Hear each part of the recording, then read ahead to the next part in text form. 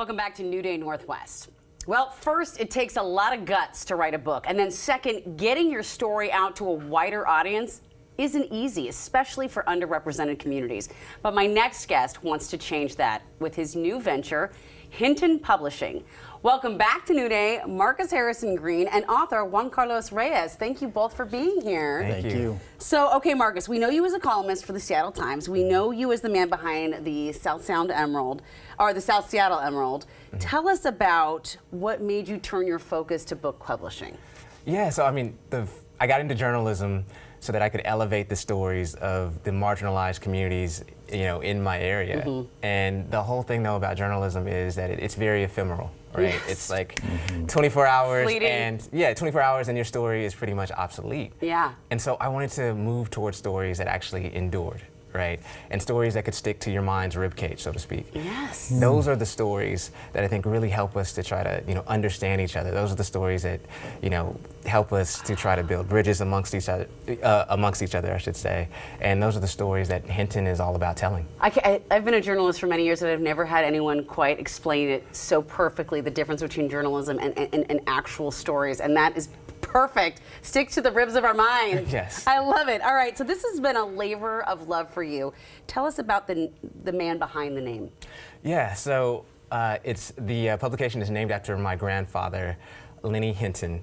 Lenny was a 1950s writer in Chicago. He toiled for years on a book that he put a lot of energy and time and effort into. He ended up sending that book to a publisher. He heard absolutely nothing back for 2 years.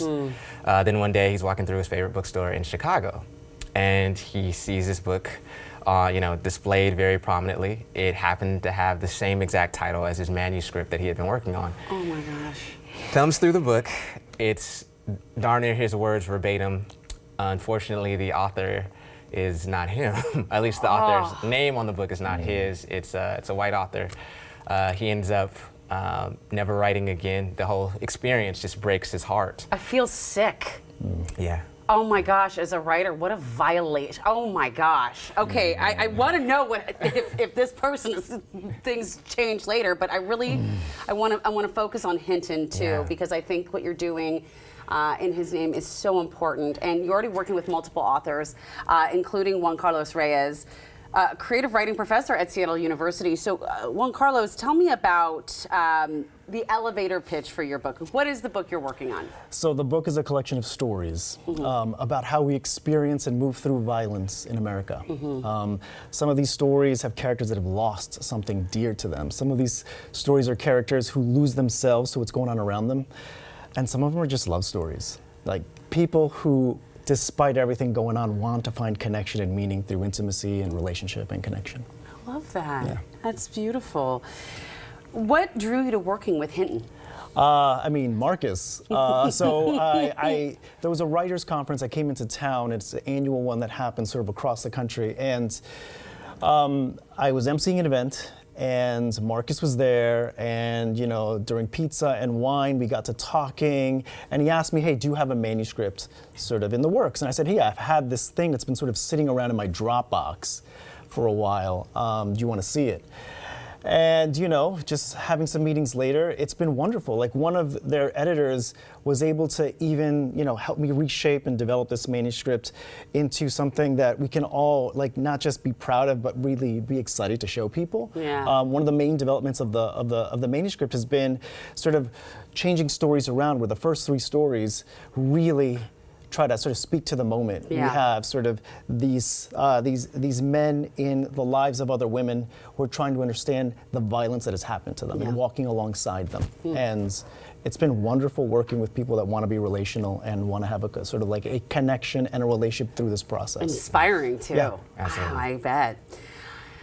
I have to ask, Marcus, why is it necessary to expand beyond the mainstream? We've got Simon & Schuster, we've got all these big publishers. Why do you feel that it's necessary to create your own publishing company and elevate these voices? Are they not being elevated now? Yeah, I mean, unfortunately, our publishing industry still is very dominated by folks who are straight white males. And look, nothing against straight white males. Some of them are my very best friends, right? But it's one slice of life, right, as opposed to the whole of life. And particularly as a nation and a society, as we become more and more diverse, as we understand each other, as we become more open to people with different abilities and different races and different orientations, we need a publishing industry that truly reflects that. And I think I just grew super tired of folks saying, well, we want to invite marginalized communities, we want to invite this.